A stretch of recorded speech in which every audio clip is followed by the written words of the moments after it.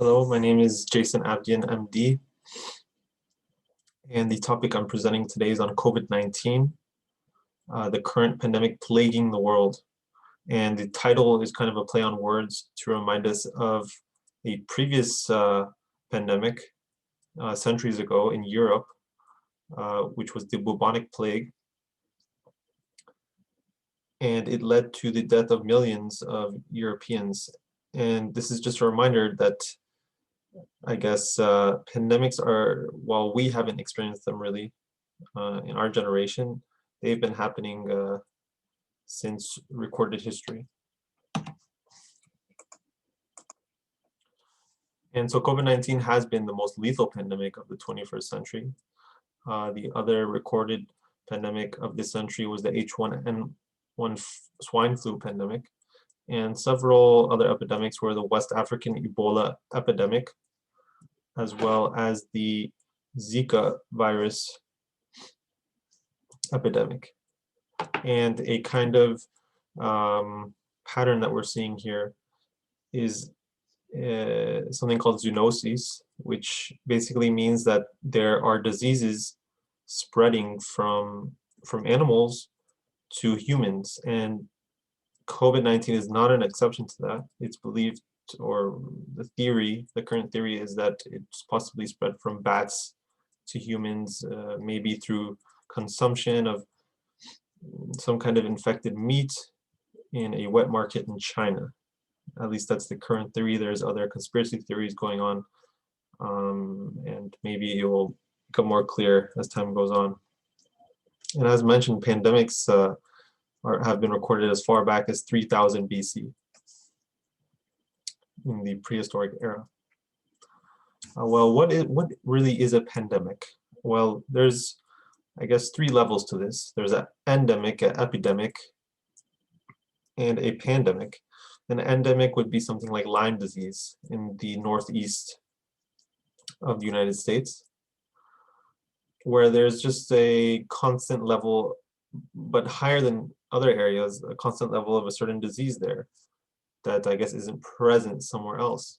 And the epidemic is when that level of disease heightens, which is also called an outbreak. Now, according to the WHO, a pandemic is defined as an epidemic, I guess an outbreak, that's occurring across borders worldwide, over a very wide area, crossing international boundaries and usually affecting a large number of people. And COVID-19 definitely makes a case for that. I mean, based on this definition, which is has a bit of vagueness, you could call the cold virus or the flu also a pandemic. So the point here about the definition that the WHO makes is that it's not about necessarily the severity of the disease, but how many people are being affected, as is mentioned on the slide. How is this illness acquired or transmitted? And this is what we want to keep in mind. The reason being is that if we can understand how it's transmitted, then we have an easier time accepting the guidelines for how to deal with it. And so COVID-19 spreads through the respiratory droplets from one infected person to someone without the infection. And the kind of tricky thing about COVID-19 is that even I look fine right now.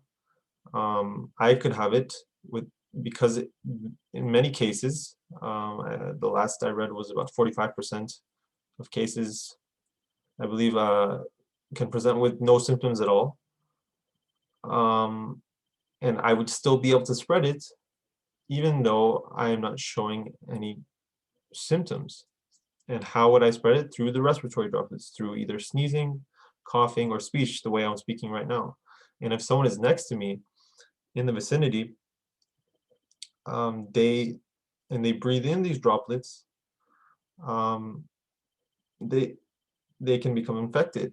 And if they're closer, they're going to get more droplets. They're going to breathe in more droplets if they're closer to me.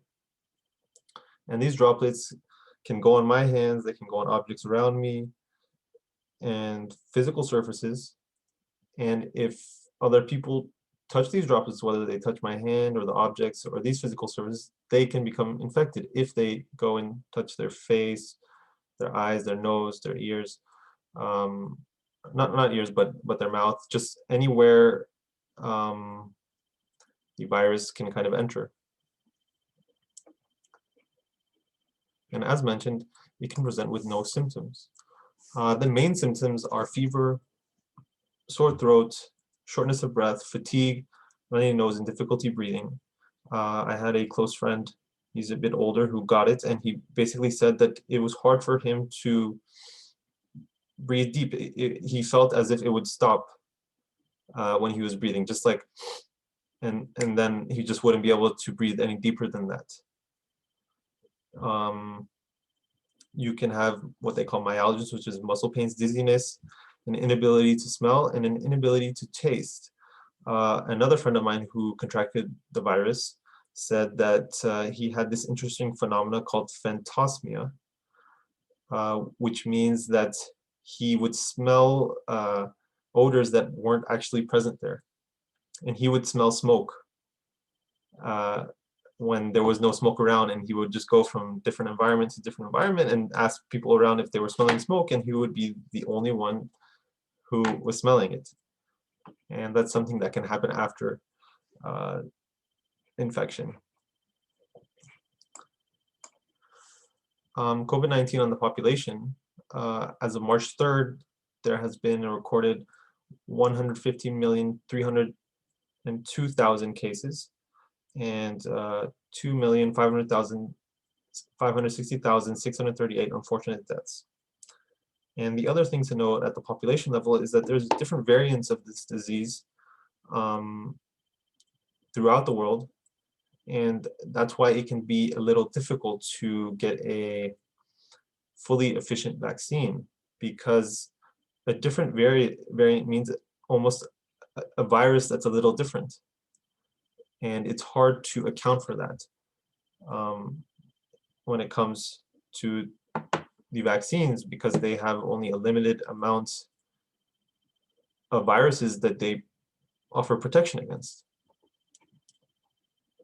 What are some of the high-risk groups? The confirmed high-risk groups. There's others where the CDC isn't so sure, but these are the ones that are confirmed that you would be for high risk of severe illness from the disease, because that's our concern here. And so you should be more cautious if you have any of these diseases, and that will include cancer, chronic kidney disease, COPD, Down syndrome, heart failure, coronary artery disease, weakened immune system from organ transplant, obesity, and severe obesity, BMI over 30. And you can go online and calculate your BMI and see if it's over 30. Pregnancy, sickle cell disease, smoking, and type 2 diabetes. And so going back and thinking about the ways it would transmit, now you're going to understand more why these measures are recommended. And so the recommendations are to maintain physical distancing so that respiratory droplets containing the virus are not inhaled. Refrain from touching your eyes, nose, and mouth. You want to wear a mask when in areas with other people around, not necessarily by yourself, because there's no one spreading the virus to you. So there's no real point in wearing a mask when you're by yourself. Wash your hands often. Limit contact with commonly touched surfaces or shared items. And the new key right now that we're lucky enough to have in the United States is to get vaccinated. And basically what the vaccine does is it doesn't give you the virus itself, but it gives you your body something that looks like the virus, or it has a certain protein that is in the virus. And so your immune system, your protecting mechanisms will fight against that and create an army against that virus lookalike, so that if you do get the virus, you will be protected.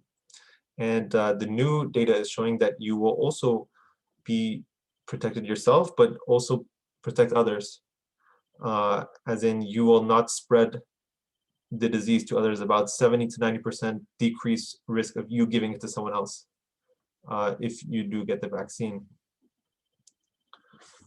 And the population measures for this disease have been recommended as a closure of indoor facilities because they found that the disease can spread worse in indoor areas. Stay-at-home lockdowns have happened, mass vaccination, mask mandates, and all of these are in an attempt to limit the spread. And I saw this quote, my mom posted it on the refrigerator, and it basically speaks about the 6 best doctors in the world. It's a quote by Charlie Chaplin, and he says, "The sun, rest, exercise, diet, self-respect, and friends." Because this disease doesn't only affect the physical body, a lot of people are having a lot of mental, emotional challenges as well. And so for all levels of health, this is a great prescription. Beyond that, the sun will release vitamin D in your body, which may have some protective effect against this disease.